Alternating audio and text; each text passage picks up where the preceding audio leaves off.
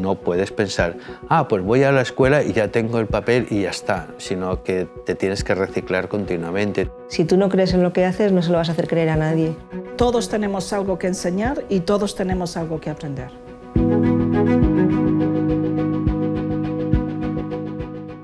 Maestros. Pilar Aymeric, 1-1.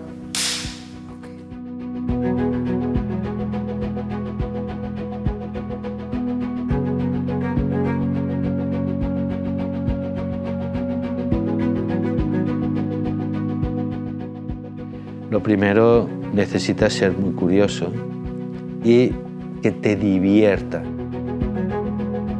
Es muy importante que lo pases bien. Si no, dedícate a otra cosa. La cuestión de la técnica, olvídala. La tienes que tener, obviamente, tienes que saber, pero tienes que olvidarla y ocuparte únicamente de lo que estás retratando. Pienso que la mejor manera de aprender algo es cuando tienes la necesidad de hacerlo, ¿no? Yo con la fotografía la aprendí mucho preguntando.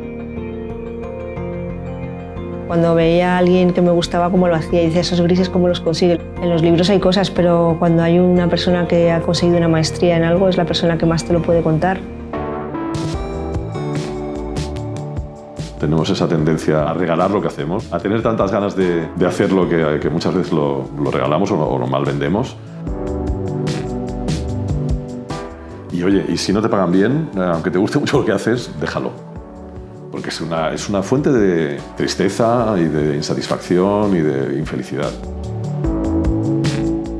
Si trabajamos con un objetivo que es el publicar, que es el ver nuestro trabajo publicado en un tiempo, con unos deadlines, con unas fechas, trabajar siempre contra reloj, ponerte unas marcas de tiempo.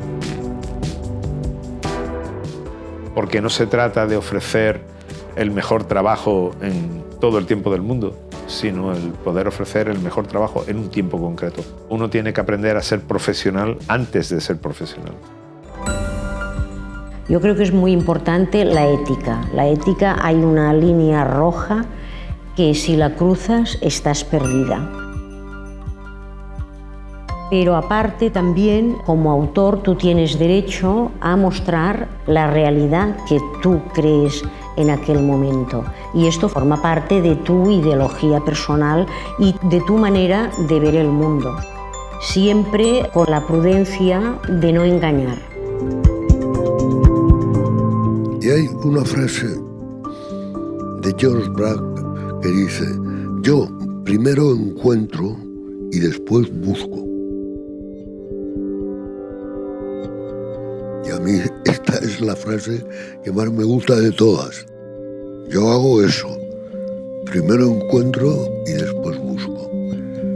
Y se lo sugiero que lo haga a cualquier persona que me pidiera ese consejo.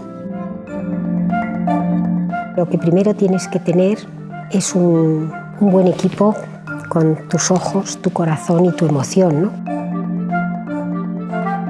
Porque puedes tener el mejor equipo del mundo y como ese otro equipo, que para mí es el más importante, no funciona, no te sirve de nada, ¿no?